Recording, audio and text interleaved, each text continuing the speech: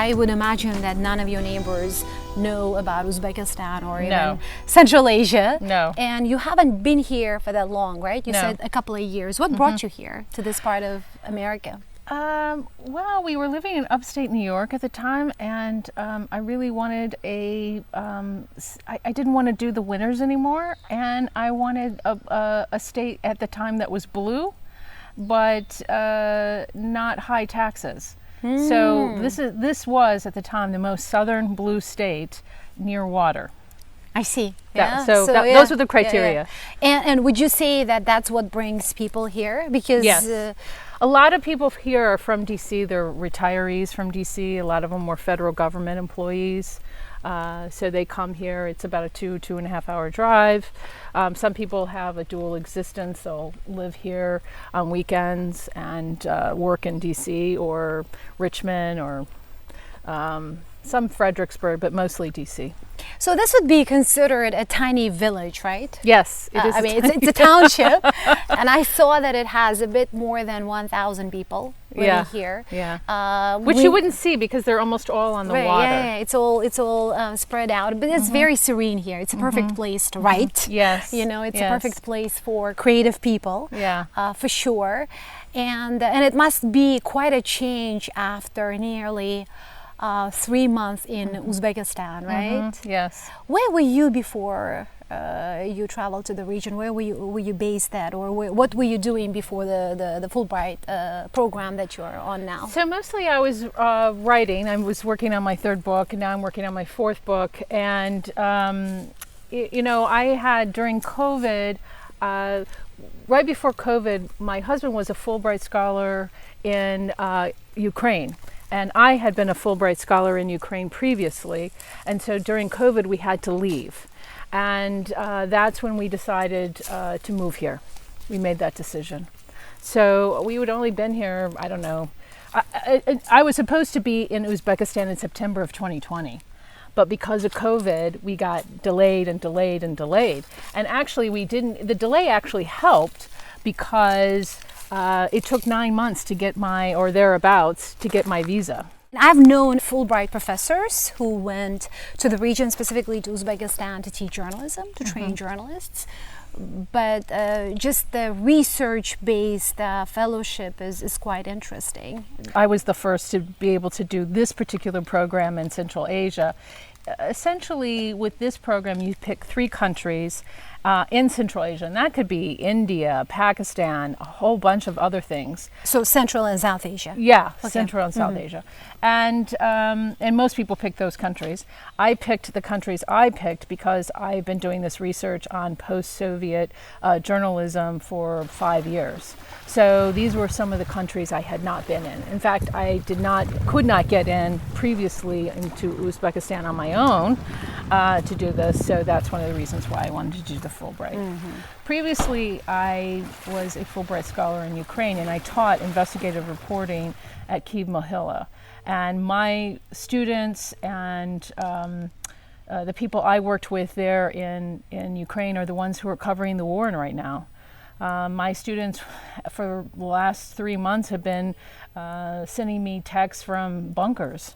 You know, they've been covering this war and doing everything they can. Some of them were in this country and went back to help the effort. So we were a very cohesive group. I actually took a group of students from Syracuse University to work with my former students, and they did investigative projects then too, together. So my relationship with Ukraine has been ongoing for a long time. And that's where you've done most of your work? I did the most post-Soviet countries. I've gone to 9 post-Soviet countries. I mean, I went to Russia, but I didn't do this work while I was in Russia. But 9 post-Soviet countries.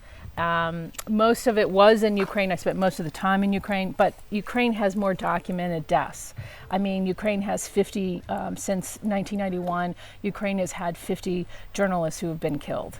So as you watch Ukrainian journalists at work during these really turbulent, violent times, how satisfied are you with the quality of journalism there now? I mean, as a trainer, I'm sure you judge them differently, right? I mean, we all appreciate the work that Ukrainian journalists are doing, and some of the Russian journalists are doing, obviously, covering the war. Yes. But in general, trainers and professors are harsher in their assessment of the quality of journalism. I think they're doing quite well, and I think they've been extremely brave, and I think they're very deserving of the Pulitzer they received. Really. You must have been really happy to see that. Yeah, I was very happy. And you know, they deserve a chance too in this country. I know some of them are trying to get out of Ukraine and try to come to America, and I think they deserve a chance. And previously, it's been very hard for them to get out. So. And you had never been to Central Asia before this tour, right? That you had. Actually, I'd been to spring. Kazakhstan and Kyrgyzstan. At Syracuse University, my graduate assistant was Kazakh. And so we did a lot of interviews on Zoom with Kazakhstanis and Kyrgyzstanis, and then we went there together for 10 days in the middle of January on a break from school. Wow. And I'm still in contact with her. In fact, she's helped me. One of her best friends is going to help me translate while I'm in Nur Sultan. So, you know, it's this, as you know, it's an international network that these ties tend to be stronger than I think American colleagues.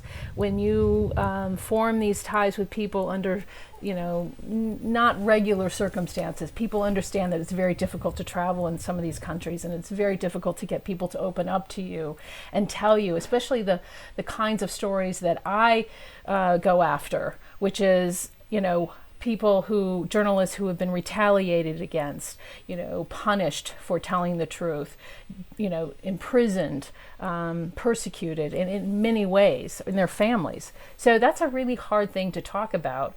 And you form these tight friendships with these people. And what's interesting is some of these people that I interviewed 3 years ago, they can't wait for me to come back to Kazakhstan. And they're like, please let us know when you're going to be back. And these are the same journalists who covered the Almaty protests. Yeah. And the violence. That we saw during that time. Yeah. So you're here briefly, and then you continue your research. Yes. Okay. Yeah, and I'll be in Kazakhstan for 3.5 months, and then Kyrgyzstan for 2.5 months. So I won't be back here until January. Wow. So you will spend the rest of the year in the region, in these two countries. Yes. And in both countries, journalists are facing increasingly difficult challenges. Yes. I was really impressed. There is a group in Kazakhstan that documents all of these retaliations, and they were very helpful to me in deciding where I should go and who I should interview. The same was like that in Belarus. They had a very strong union that would fiercely document violations to journalists. And I really wish that there was something like that in Uzbekistan. I feel that that's one of the problems in Uzbekistan, is there's not a strong union, and there's not a strong union that people trust, and there's too much distrust among journalists. Yeah, there are no independent media advocacy or media support groups. Yes. There are more media centers now, but they mainly focus on training and educating, producing journalists, professional, raising professionalism, as they claim. But what you are looking for are not there yet, and this is something that the government recognizes as well. And the government is the only support that journalists can. Which has seek. a lot of conflicts of interest. Right, of course. Yeah, exactly. And that's something that I want to talk to you about. Yeah. Great.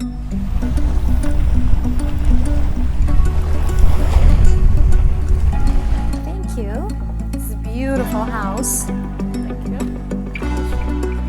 As I said, perfect for creative people with a lot of, sunlight and everything. How much did you know about Uzbekistan before you got there? How did you prepare yourself for this research? So when I applied for my Fulbright scholarship, I had to do a proposal, and I had to do a lot of research then. And of course, that was in 2018, I think I applied. Yeah, it was around that time. And of course, the president was new, there was this feeling of hope, and so I really wanted to document the changes, right?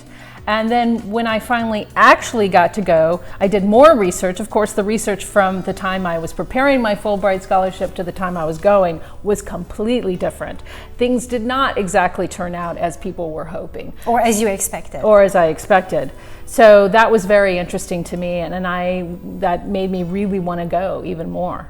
When you started your posts, blogs from Uzbekistan, of course, it attracted some attention by Uzbek journalists and, of course, then by the Uzbek officials as well. Like, who is she? Why is she in Uzbekistan? What is the point of this research? How is this going to help us? Those were at least some of the questions that I heard. And then once your recent articles came out, of course, the level of interest increased even more, and especially now that they know that you will be traveling across the region. We're expecting that you will obviously be comparing now these countries as well, right? So, what is the benefit of this research for the region, for Uzbekistan? How would you explain this, I guess, to both Uzbek journalists and to general public? Why should they be interested in this kind of work? Well, I think it has two benefits, and different benefits for each different audience. I think for the government, if they're really interested, then they can find out from a complete outsider, somebody who has no connections, no conflicts of interest, somebody who's coming in totally fresh and giving you a really in-depth look. Because what I was told was, when I met with the ambassador and other diplomats, I was told that you had unprecedented access. Like, this is access normal people don't get. Yeah. So they were really interested in what I had to, I had to say and what I found out. Absolutely. So I think that is something I have to offer the government. That's something I have to offer Western governments that I have given debriefings about it and written about it. I think for the journalists themselves, they need outside journalists to tell what's really happening. Some people have said to me, well, isn't that putting themselves at risk by telling you? I would say the opposite. I would say when you tell a Western journalist what's going on and you document that, I think the government doesn't want to mess, or whoever is pressuring them doesn't want that kind of attention. And shining a light on darkness is always the best thing to do.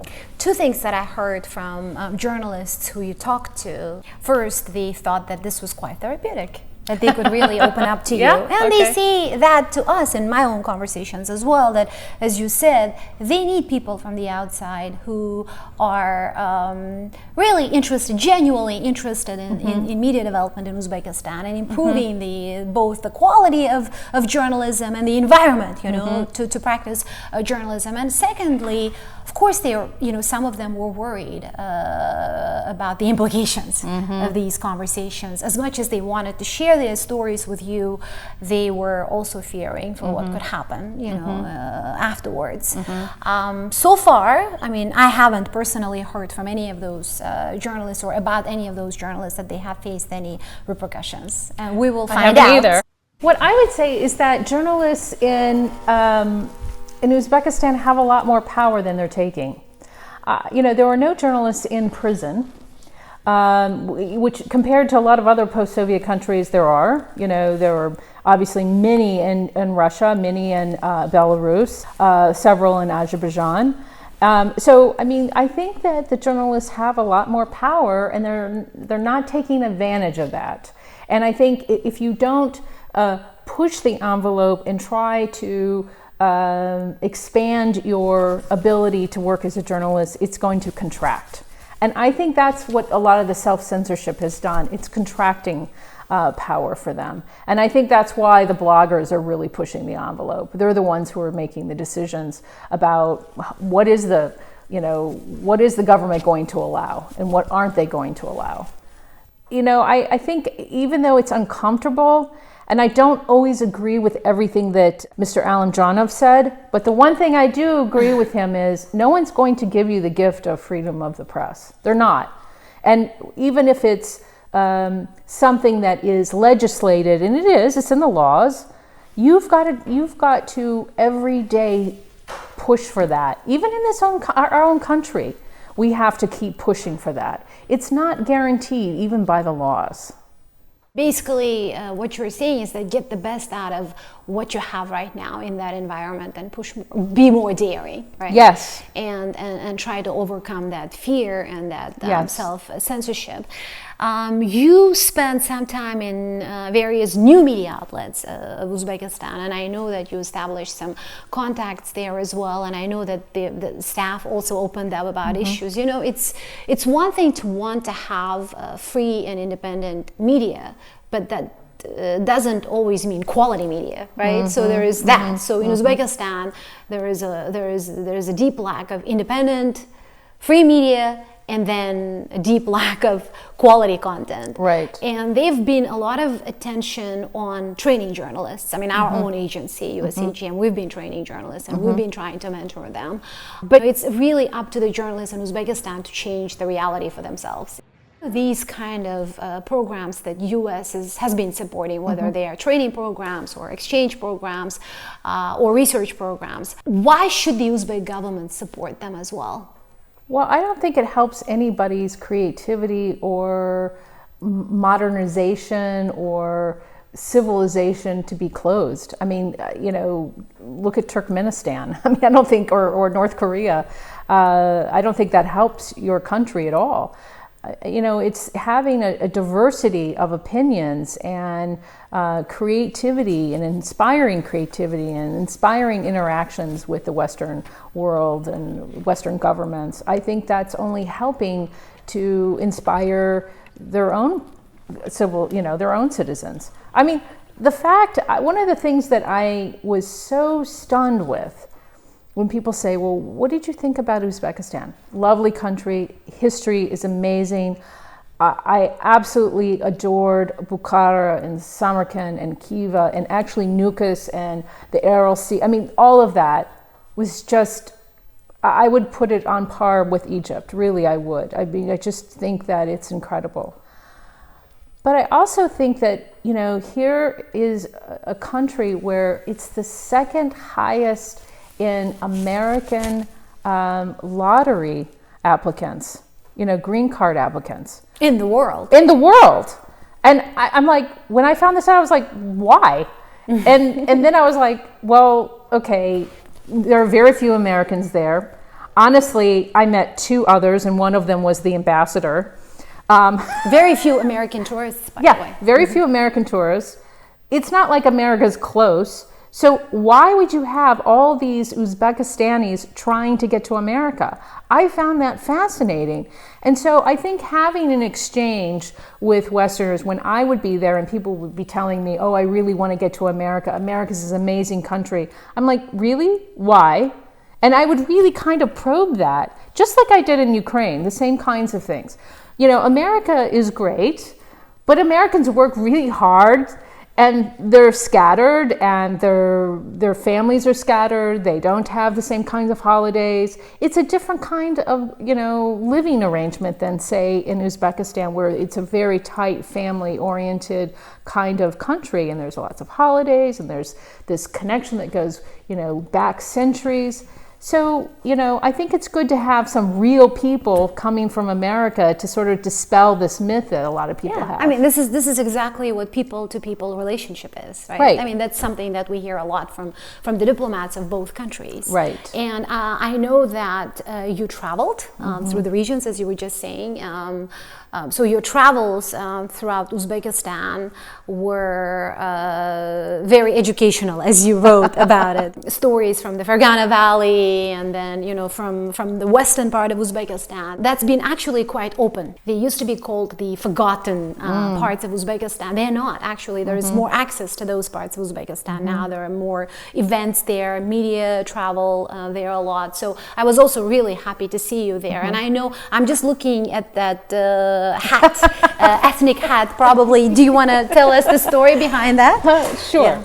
So this hat was, I had my birthday while I was in Khiva, and so my husband went out and he was trying to find me some gifts, and he had a handmade card made. Had someone paint it. He was a painter. He had that beautiful. made. And then he gave this to me to wear on my birthday because, I was a birthday girl. Yeah, so, yeah. Anyway, so this was my It's hat. very ethnic and very romantic. And when I came back, and So you found this it wasn't place. very expensive and it was very hard to pack, but it made all the way back to the US, and I thought it went with this little art piece that I have and I've had for years. Yeah. And so that's why I added it. It's a perfect place.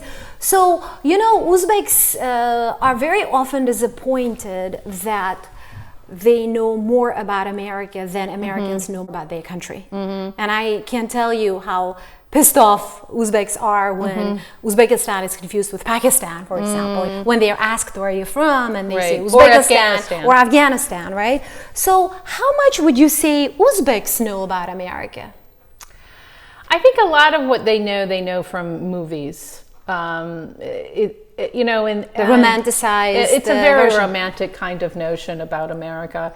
And when they talk to me about, the kinds of jobs you can get and the money you can make, and then I'm like, yes, but you're going to spend a very big portion of that on your house and healthcare and Education. And education. I mean, to be honest, it's the same kinds of conversations I would have with Ukrainians. Anybody who has this idea of what America is like, and then when they don't believe me, and then my former students ended up here, several of them, and then they call me up and they'd say, "You were right. It's worse than what you described. It's worse than what you described. I have no money. I can't, I took this, I had a graduate student in Ukraine who took a graduate assistantship at Ohio University. It was barely enough to survive, but he's looking at the numbers thinking, this is a lot of money, but it's not a lot of money when you get to America. Yeah. So I think a lot of those same kinds of myths, and America does a really great job of selling itself in movies in Hollywood. So I don't blame that on people watching. How deep is the interest in America among the Uzbek journalists, would you say? Because, in remarks that I heard from Uzbek officials specifically, some of them were quite cynical, saying that, these journalists want to get to America. This is why they're whining and complaining about the situation in Uzbekistan, and this is a perfect person to have these conversations because she's going to write about it and she's going to make it look like it's really dangerous for them to be in Uzbekistan. Maybe some of these journalists want to apply for political asylum. Maybe this is sort of like their attempt to get there. Were there any Uzbek journalists who were, let's say, asking you to help them get to the United States, or asking for your help to get here to work? No? No. That's very surprising, because that's something that I know that not only Americans, but even Uzbeks who travel from here to Uzbekistan get, like, help me get to America. Right. We get dozens of questions and requests about that every day, actually. I actually had a guy in Samarkand who owns a very big restaurant, and a prominent restaurant, who came up to me and said, "I'll offer you $20,000 if you take my friend back to America with you." Wow. That's the biggest proposal I got. Right. I would say this idea, and I think this is really important, nobody really wanted to talk to me on the record. This is something I had to establish. So they weren't trying to use this in any way. I had to be really, really adamant, which I found kind of strange, because usually in America, when you start to have a conversation, people know this. You're a journalist. This is what you do. You record and take this and publish it. There, I really had to say, okay, I'm using a tape recorder. This is on the record. We're going to go by American standards, which is you can't go off the record unless we agree to it. Of course, that never worked. They still went off the record. Or tried to go off the record. And then sometimes even after the interview, I had people who then said, I don't want you to use my name. And I would be like, okay, I just spent 2.5 hours with you and you don't want me to use your name. And I would say, I don't use anonymous sources. So that's a lesson to learn. Yeah, and well. I will say that I learned so much about that when I go to Kazakhstan, I think I'm just going to adamantly say, I'm not doing anything where you don't agree to have your name used, and probably your photograph. I mean, just from the outset, before we have the interview. And it gets even harder when you want to have these conversations with the officials in general. And yes. I want to talk to you about that next.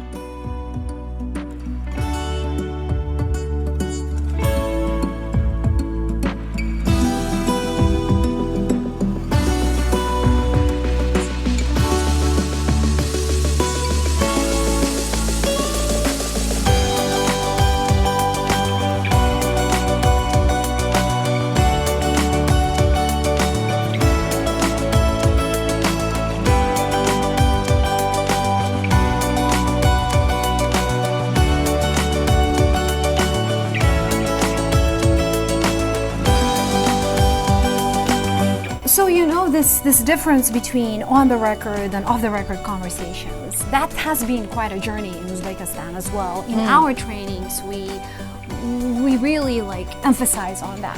How do you prepare your sources for interviews? How do you prepare journalists for various events? In Uzbekistan, I'm sure you have noticed, and I'm sure you watched a lot of television, and I want to ask you about your impressions on how Uzbekistan is seen on TV. But very often they have briefings, and briefings are where media are present, but they don't get to ask questions. They just get to listen. And then you have press conferences where you can ask questions. But most of the media events are briefings, thus no Q&As. It's like a website with no comments. Right, exactly. and so this is a challenge because very often journalists, unless you have bloggers in the crowd, they don't necessarily push to ask questions. That's what I was told. Yeah, I mean, I would scream, for example, right? I would scream out my question. But I'm not based in Uzbekistan, but whenever I have been at various events, I've tried, so, my argument usually is that briefings involve questions, people. And that's another sort of like an education, it's a journey that I feel Uzbek journalists have to go through, and they need to experience the benefits of being pushy. They need to learn not to be liked. Right. And make peace with the fact that that's not a priority. You don't have to be liked to be credible. I'm curious about what you heard when you discussed investigative journalism or analytical journalism, because you were at Qalampur.uz and other media organizations there who claim to be doing investigative reporting, who argue that it's really difficult, but they're trying to do this at Ross24, for example, and you have bloggers / journalists, / political activists. They all are quite energetic. There's enough energy there, and they all want to do a lot of things at the same time, and they're very easily frustrated because they feel like most of what they're trying to do isn't happening. They are frustrated that their reports are ignored by the government. They want the government to respond to their reports. They want their articles to be discussed at higher levels and like president paying attention to them. How did you react to these? Because for me as an Uzbek American journalist, I'm more accustomed to that. But it must have been really interesting for you. So one of the things when I was in Ukraine, I was a consultant to one of the biggest independent TV stations there. And a lot of the investigative reporters there would say, I've been doing this for years and nothing happens. Nothing ever happens. No change. No change. And I always say, you don't know that. You don't know that. And look what's happened. I mean, that country has changed a lot and is going to go through a huge change. But I think that I heard that a lot in Uzbekistan. I've written these stories, nothing happens, but you don't know what goes on behind the scenes. And you can't write something or report something with a certain expectation of what's going to happen to make it successful. I'll give you an example. We just had the January 6th hearings last night on television. Most of everything that was aired was, it's already been out there. It's not, to me, it wasn't surprising. And I had this conversation with my son, and he's like, this is a waste of time. Why? It's not going to change anything. And my point is, you can't do something, even if it's the right thing to do, you can't do it because it's not going to give you the outcome you want. Or that the outcome is the only reason why you should do the right thing. And so I think that, change comes slowly. It comes slowly in every country. And I think that, people have to change their minds. And sometimes you're writing for history. I mean, that's all you can say is, I want to be on the right side of history. And somebody, you just don't know who you affect.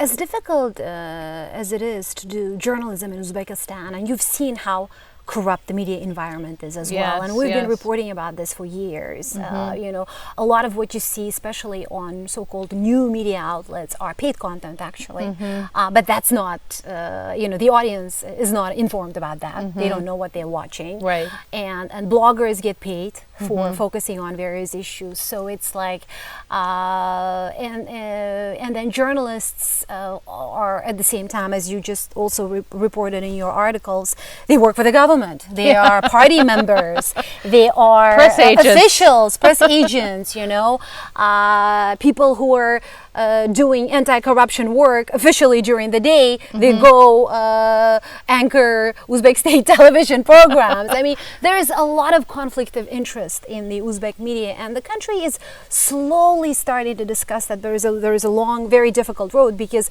journalists themselves, or the media community in general, are not really eager to discuss these issues, because it brings out a lot of then other problems that they have to face and deal with, right? So right now, when we talk to journalists, they say we want to have impact. We know that the President Mirziyoyev, we all want that. We know that President Mirziyoyev is on our side. That's what you hear a lot, both from bloggers and journalists. And when I mean journalists, state journalists, independent journalists, private television journalists, they all pretty much believe that the leader of the country is on their side.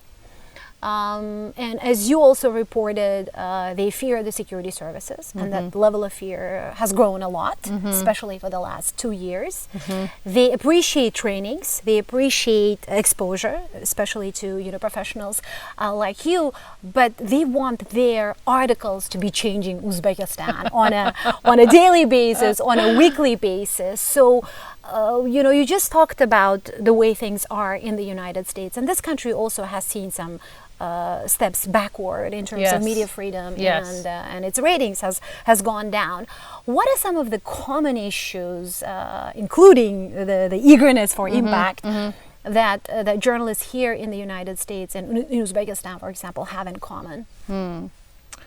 Well, certainly all journalists want to have immediate impact, but I think that in order to have the kind of impact that some of these journalists want, I think you have to do some pretty brave reporting, and you have to do something that really pushes power.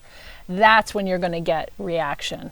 And I haven't seen that kind of reporting, honestly, there. I mean, the stuff that really gets your attention here is stuff that it's shocking in some ways. It's shocking, it's revealing, it's exposing a corruption on a level that isn't normally available on a daily basis. But it takes risks, and I think that really good journalism, really good investigative journalism always takes risks. And it's not safe. It's not a safe thing to do. And these conversations about investigative journalism, of course, it's a very powerful part of journalism. And I don't know of any journalist who doesn't want to do investigative journalism. But most of us don't do. Most of us do news journalism, day-to-day journalism. And there is a huge need for that in Uzbekistan as well. What's happening locally. Right. What's happening in my neighborhood, what's happening in my district, in my region, what's happening in other parts of Uzbekistan, what are others saying other than the government, exploring other sources of information, right? Because right now in Uzbekistan, and just like in many post-Soviet countries, the government wants to be the single source of everything that's considered credible as far as they're concerned. And we saw that during the pandemic as well. How can journalists develop alternative sources? How, especially if you're reporting about economic issues that are like daily, that have daily significance and importance? Well, I think becoming comfortable with numbers, becoming comfortable with data, seeking outside sources, seeking sources anywhere you can in terms of public documents.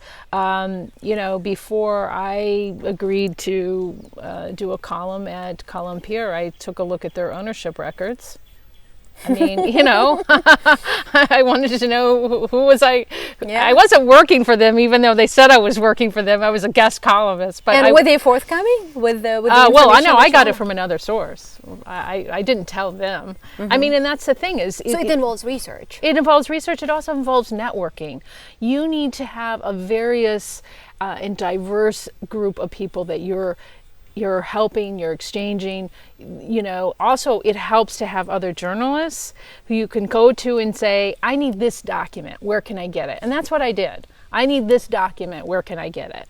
And I think once you start building some of those networks, that will help each other.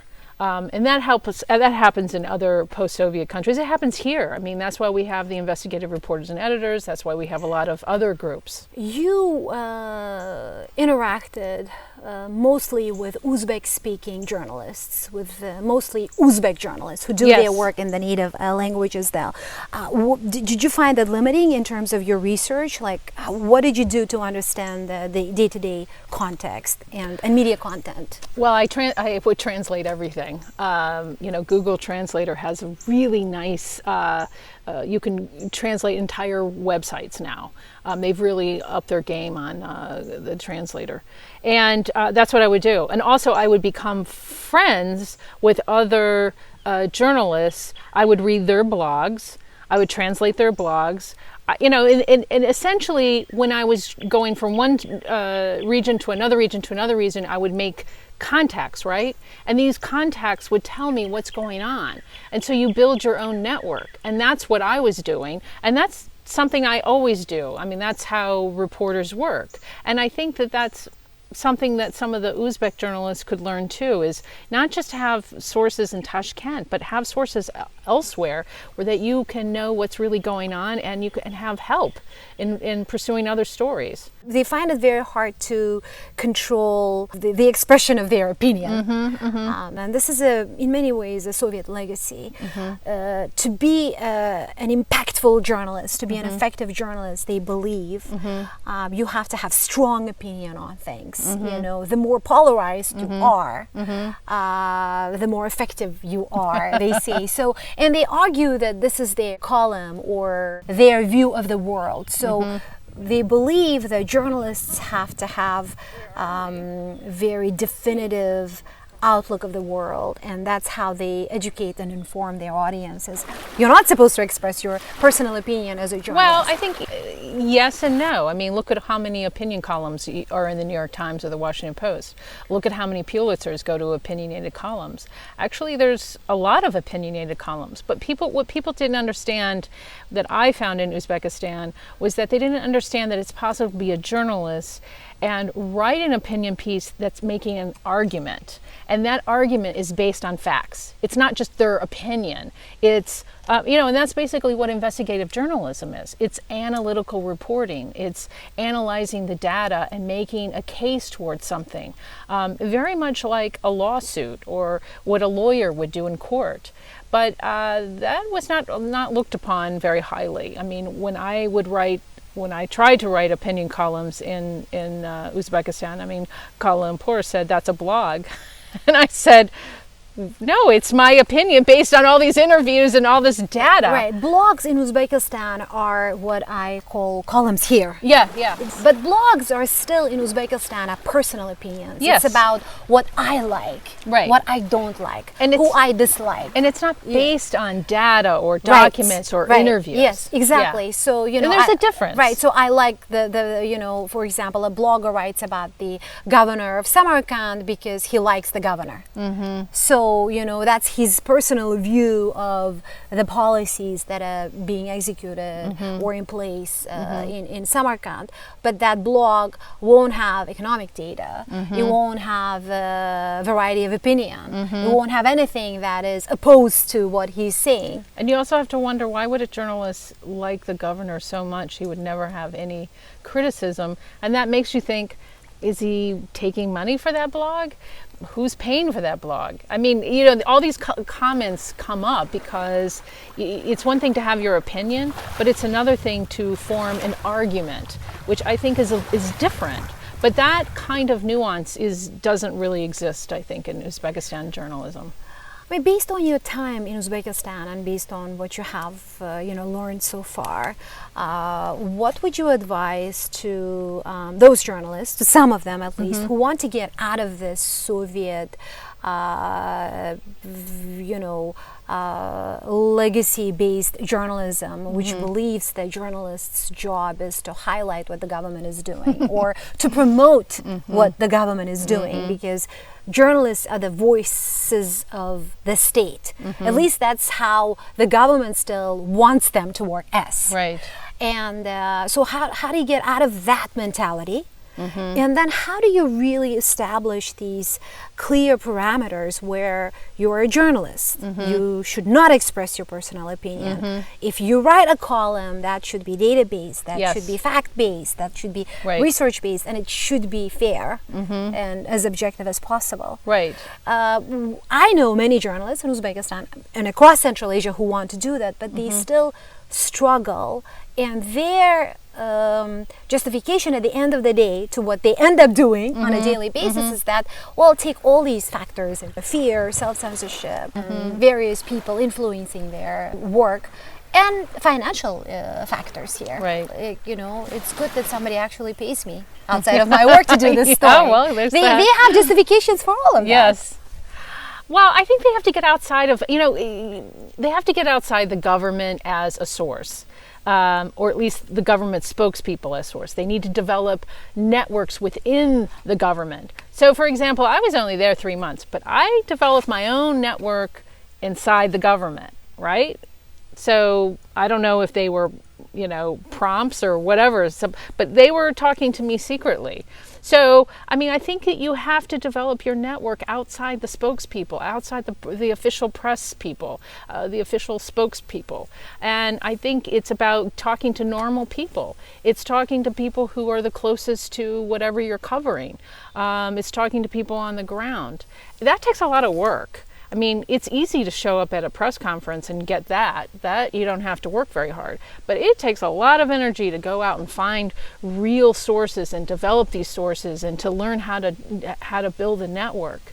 And I think that's what it's going to take in order to get away from government-based kind of reporting. How do you deal with, in those situations as a journalist here and also abroad, when you go meet an official who has agreed to talk to you, and then you show up there and they say, I want to have a genuine conversation with you, but I want everything to be off the record or on background. I get that a lot. So I have a lot of on background meetings in Uzbekistan that really help me to understand the situation. They do. Okay. Because they, especially with the people in the government who are doing, important things, who have issues with the way things are. I find those conversations very informing. Of course, I don't believe in everything they say. I double check and triple check. But at least if it lets me be aware that the government doesn't have one voice, that there are many views within the system, that there are opposing views in the system, that there is a certain level of debate that's going on in the system, and that some things are actually being reformed, and those are the really most struggling parts of every sector. And then of course there are some background meetings that I don't refuse if I have the opportunity to talk to people really up high, because they won't give me interviews. I know that at this point they're not giving me on the record, anything. I just consider it as part of my research. I have two minds of that. I think that there are sources. So there are people who are within the government. If they talk to you, they would get fired. So there's no point in going on the record with them. But those people are valuable because they can tell you what's really going on if you trust them. I think that people who are higher up, they're going to tell you the company line while they're on camera, right? So I think there is some value to talking off the record. But, when I was, the interviews I was doing in Uzbekistan when I was interviewing the government was sort of reactionary. Like, what do you have to say? This is what I did. These are all the people I interviewed. And here's what they're saying. There's this cohesive group that's saying these things. What do you have to say to that? To go off the record in that situation would not be, there's nothing I could publish. And I needed to have the other side. I needed to give the other side a chance to argue their points or have their say. And I strongly believe that. That's fair and objective reporting.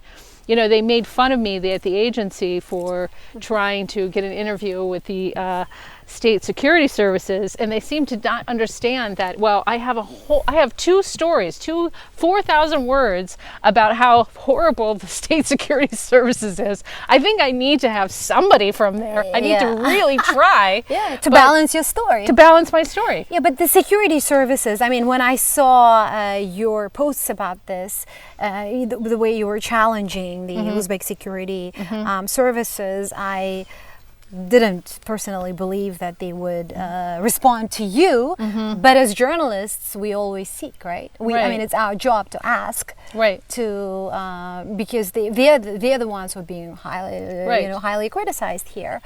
As a reaction to your post, I also heard some Uzbek officials say, "Wow, I mean, where do the security services talk to media? They don't talk in the United States," they remarked.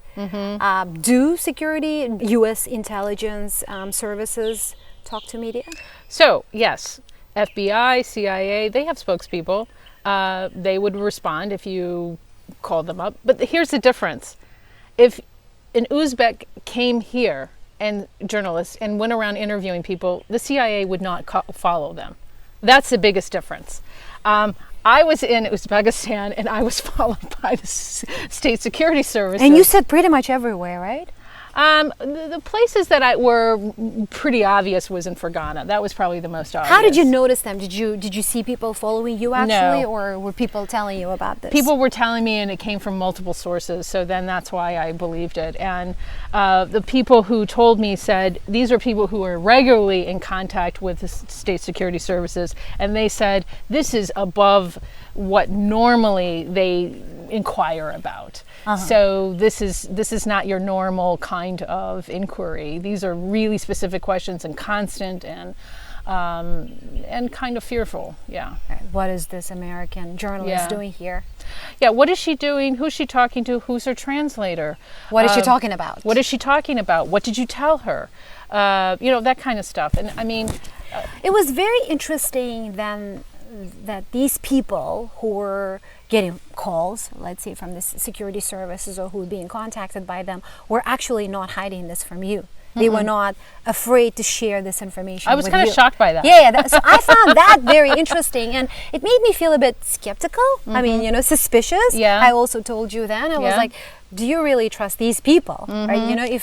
If in my own experience, I can tell you that I know that the people that I interview or I engage or I contact for comments or for response, for feedback, they tell me that they get contacted by the security services either before or after. So it happens. Yeah, it happens, but I've never seen anybody, at least, I mean, based on what I've seen, in my own experience, I haven't seen anybody following me so far.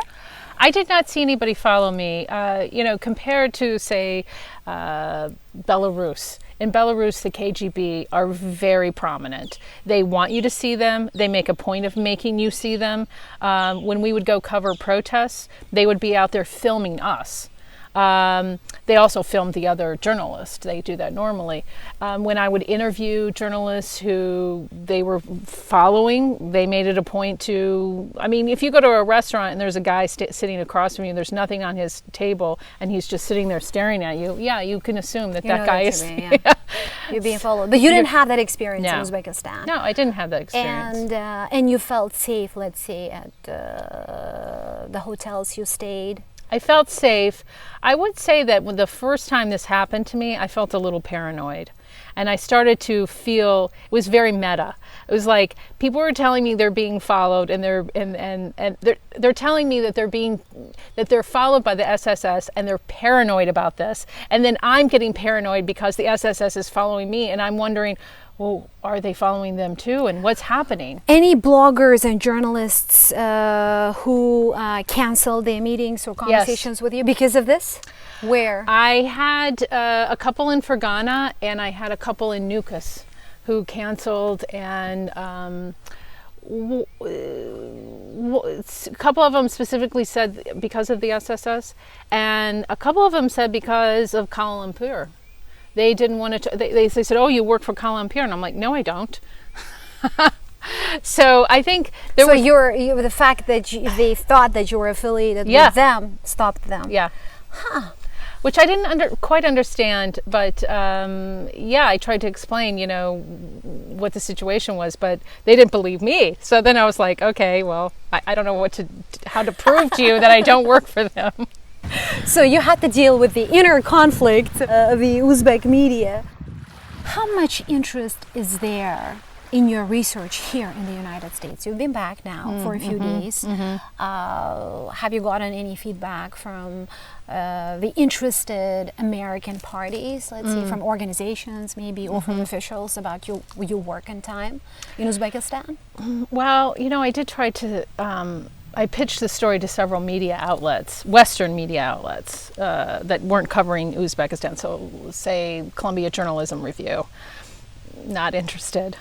A lot of these Western outfits, they're like, I don't know very much about Uzbekistan. Why would we cover Uzbekistan? I will say I've been doing this for a long time, and it's really hard to get Western audiences. Even when I was in Ukraine, it was really hard to get them. Now everybody wants everything about Ukraine. Because there's conflict. Because there's conflict. But yes. I can tell you 4 years ago, they could care less. So this isn't specific about Uzbekistan. They don't know very much about geography. They don't know anything outside. I mean, their idea of going to Europe is going to Paris or London or something like that. And maybe if they're really exotic, they'll go to Germany. But, anything beyond that, they don't know anything. And so it's really hard for Western media to reach those audiences.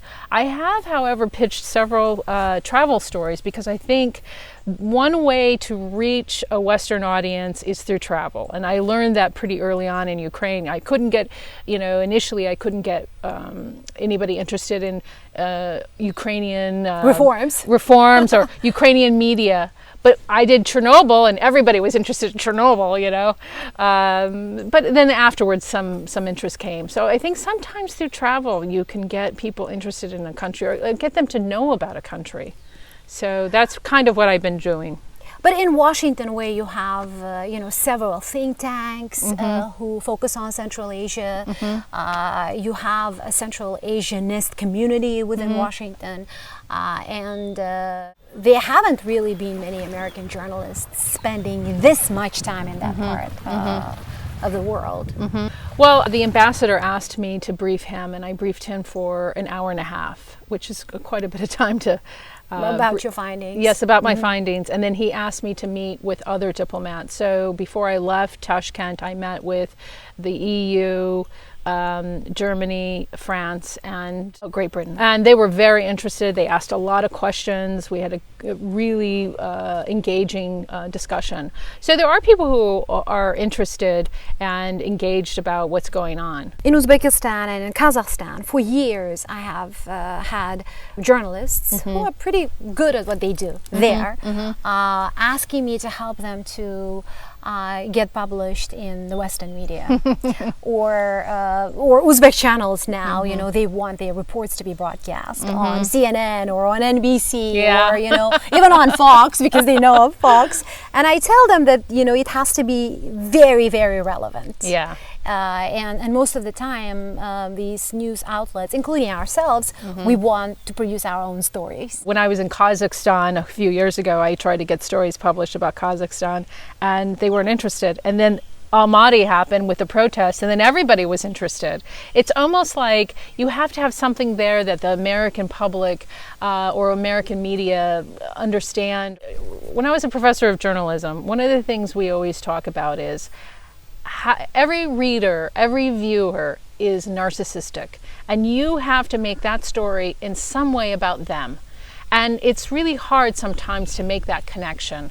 And so if you can make the connection to how this is affecting them, or what's happening in Ukraine is affecting them, or what's happening in Uzbekistan. I mean, I really did try in terms of, and I do think there's a really good story there, and it has been done, about what's happening in Russia and Ukraine and all the Russians and Belarusians and fleeing to Uzbekistan. I mean, there was a lot of interest in that, and there was a lot of interest in how the war is affecting Uzbekistan. So certainly there was a tie-in there. but in terms of the broader reach, and also my research is so narrow and so specific. My research is about journalists, and sometimes we're afraid to turn the camera towards us, right? Like what's happening to us. But sometimes that's what's needed. And as you mentioned, there is very little focus on journalists' security, yes, and their issues, their interests, right? Nobody really defends those interests other than the government. We here in Uzbekistan, so the government remains the sort of the beacon of hope, and that's something that's the argument we hear from Kamal Alamjanov, who puts himself out there as the supporter of media freedom in Uzbekistan, but at the same time he supports the reforms by the government. So you see him as the promoter of Mirziyoyev policies. There is also a certain level of frustration within the media community that also includes Alamjanov's fund and others, that all these watchdogs, the media advocacy groups, or whoever claims to promote journalists' rights, they're really not interested in us. They're interested in our bad stories. They're interested in our failures. They're interested in our problems, but they don't really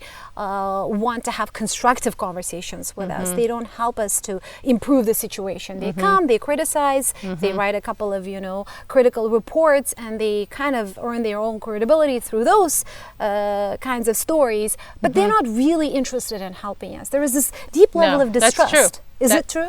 Yeah, I was kind of not impressed, but I was really taken back is the word I want to use. Shocked, maybe not so much, but taken back that the people in the government, Alamjanov included, were pretty critical of what was happening with journalism in their own country, and also they weren't surprised by what I said. No. They know what the problems. Because they live in it. Yeah, they know what the problems how corrupt are. The media community is. They know how bad journalism has been in general in terms of quality. But they don't see their role in it. That's the problem. Yes. They don't see that they can fix it, that they can help fix it. They just see it as, these journalists, they're not well trained. They don't really know what they're doing. But I've gone to all these different schools, and I am much more elevated. I mean, that's the impression I got. It was like they really look down on journalists. The ongoing argument that I have with the Uzbek officials who accuse Uzbek media of being unprofessional. Yeah. My response to them is that, are you professional? Yeah. How professional are you? Right. And who are you to determine that? You're Right. not an authority on journalism. No. The government is not an authority on journalism. No. But the government thinks it is the authority on Yes, media. It exactly. is the authority on journalism. Exactly. Because, the government is accustomed to tell you what is news and to tell you what's a good story and what should be the role of a journalist. And that's where the fundamental problem is. This week, when we were covering the referendum, the post-referendum environment in Kazakhstan, I heard some really interesting views from some experts who argued that we have to live with the fact that the government is going to be the leader here. Whether it's about political reforms, whether it's about media freedom. So the government needs to take that lead, and it will take the lead. It won't give its role to anybody. Right. So the government should help or create the space for free media, but it should also push for quality content, they said. And at the end of the day, I think journalists agree with that, because we do want a space for quality content. We know, and our ongoing argument again with the government is that you stand to benefit from quality content. Right. Because quality content would mean that your views, your positions will also be taken into account, right? Yes, absolutely. I know that there is no magic formula here, but what would be your recommendations? Because it would be really interesting for the Uzbek officials, at least those who focus on media development or who claim to focus on media development. What should they do? What are the steps forward for them? Well, the first thing is get the SSS off their backs. I think that's the first thing they can do. Stop making journalists feel insecure and having to self-censorship and be afraid. You're never going to get much growth if you're constantly afraid and you're constantly looking over your shoulder and you think that everything you write is going to be scrutinized and you're going to end up in prison. So that's the number one thing they can do. I think the second thing they can do is actually follow their own laws. They have freedom of the press, but they don't really practice it.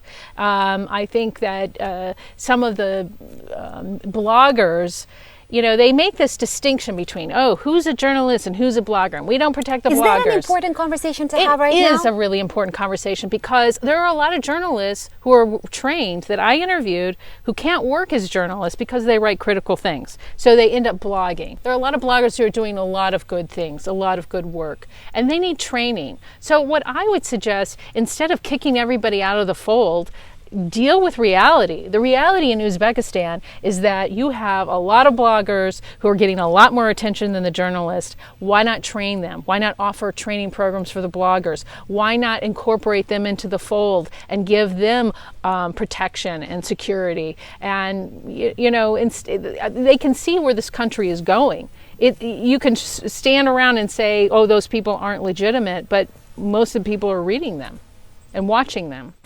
Beyond security, beyond laws and legislation, it's about the journalists too. It's about the journalists forming their own sort of groups and being connected and supporting each other and, having a strong union. It's going to be really uncomfortable before it gets comfortable there. Mm-hmm, mm-hmm. And what would you say to those who argue that more freedom right now in today's Uzbekistan would be more dangerous, or it would really threaten the security of the country? I think that the government is saying that they don't trust journalists. They keep saying that, the journalists don't really know. They're not educated enough. They don't really know how to handle, investigative stories or analytical stories. You have to trust them. It's a growing process. They're not going to overnight be, Woodward and Bernstein. And they have a right to fail. And they have a right to fail. Experiment. And that's going to be the reality. The reality is change happens slowly. So they're going to have to be okay with some bad reporting before you get good reporting. And I think that the government needs to really, again, abide by its laws. If you really say you have freedom of the press, then you need to have freedom of the press. And, if there are violations that are libelous and slanderous, take it to court. Don't have these behind the scenes shadowy guys coming around saying, delete your story. And I'm going to threaten your family. I mean, there's some real basic things they need to do that the government could do that they're not doing. Did you watch Uzbek television while in Uzbekistan? I watched a little bit of it. I can't say I watched a lot. For one thing, it's in Uzbek. But what I did do is I watched TV reports. I would watch how they did them.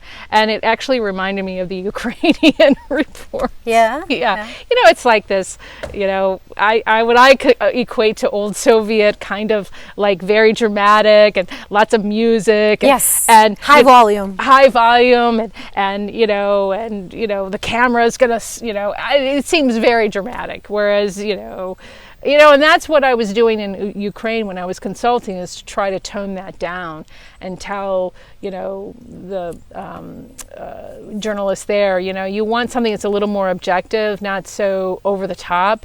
And they're like, but this is what people want. This is what people love. Mm-hmm. Well, how do you know until you give them something else? Mm-hmm. And when you produce something that's of a higher professional quality, people will appreciate that. Mm-hmm. And they did. They have. They have very much have. In fact, when Cheryl was the journalist who was killed, when I first went to Ukraine, they did an investigative report that won an IRE award. It was a documentary movie. And it was the same journalist I had been working with. I can't take credit for it. I mean, I'm just saying that they were able to produce this amazing, professionally done documentary, which won an award. Do you want to continue working with Uzbek journalists? Do you want your time there to evolve and into something bigger?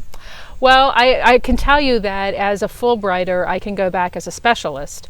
I have to wait 2 years, but I did go back in Ukraine and for a month and worked there and taught investigative journalism in Zaporizhzhia, which is in the region.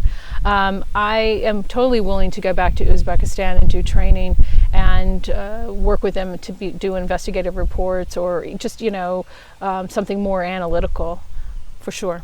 What are some of the critical skills that journalists should have before they try investigative reporting? Well, I think you have to understand that everything needs at least 2 or 3 sources. Don't use unnamed sources. Try to find a document that will verify what people are saying. Use video, use audio, use what you have first, right? And then develop the rest of it. Just quoting people unnamed or, throwing out, maybe one document, that's not good enough. First of all, things can be altered. You want to have good sources. That's what I would do. And that's what they do in this country too. There are many Uzbek journalists who want to be published in English as well. And some of them don't know English. Some of them just write in Russian. But most of them write and work in Uzbek. But they have these ambitions, goals to also write for English language media. And that usually when they ask me, it involves a long conversation. And I focus more on the basics of journalism. If my argument is that if you can do good journalism in Uzbek, then you have high chances of doing a good journalism in any other language, right? To get noticed by the American media or to be picked up by the American media, despite the lack of interest, as we discussed earlier. What are some of the things that these journalists should know, should work on? Well, I think a good story, as you pointed out, is good in whatever language.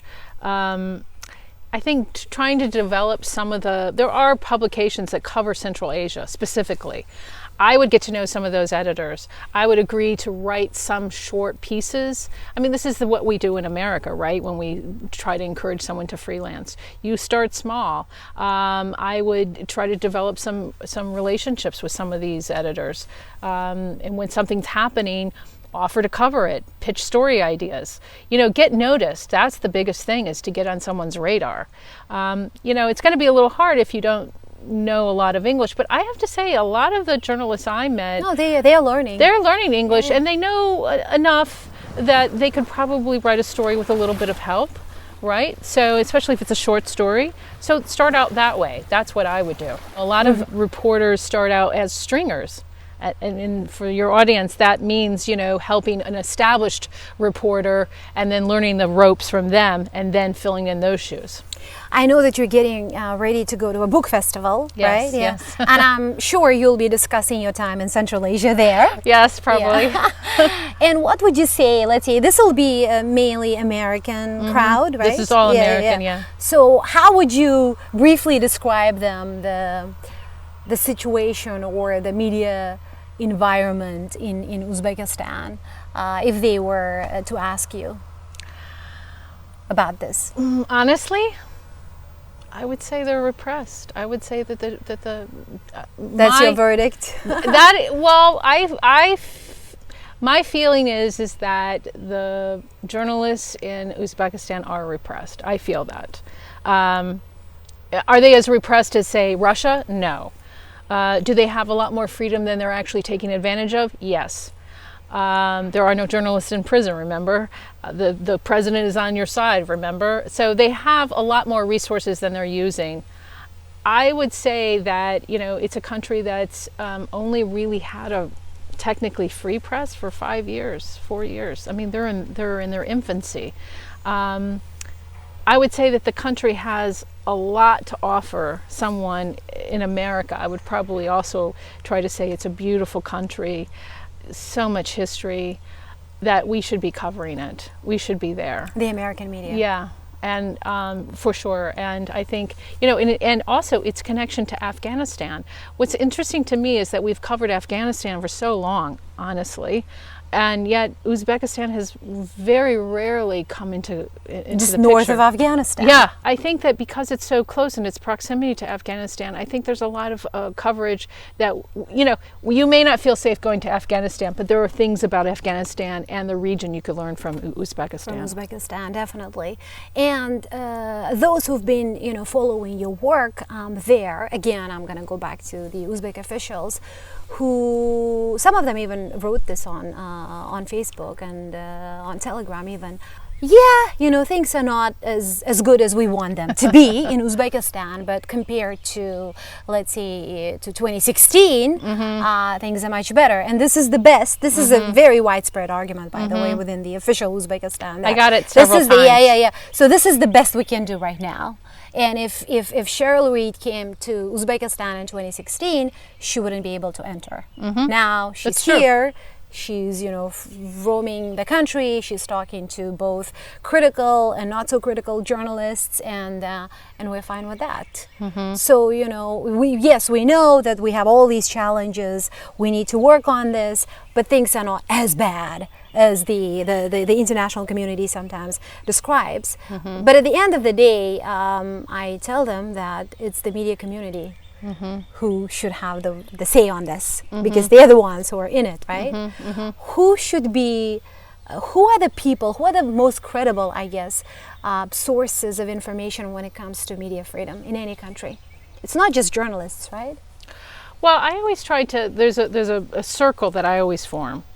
Journalists are in the middle, bloggers, human rights, students, journalism professors, and then government. I mean, these are the people who form this circle.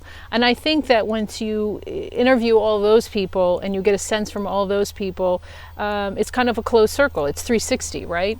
And I think those are the best kinds of interviews or sources you can use to see what is, and also I would include lawyers on there. Because the lawyers deal with a lot of libel cases, or they're the ones who are constantly having to get journalists out of trouble. And they can be very helpful in terms of what we should do as a media, or what the country can do for media. But it shouldn't just be left up to the government. Thank you so much, Cheryl. I mean, in this beautiful, serene place, it would be really interesting to know how you would compare the media environments in Kazakhstan and Kyrgyzstan. This definitely begs another conversation. Yes, at the end of your time in, and good luck. Thank you. In Central Asia. We will be following your work. Thank you. Thank you.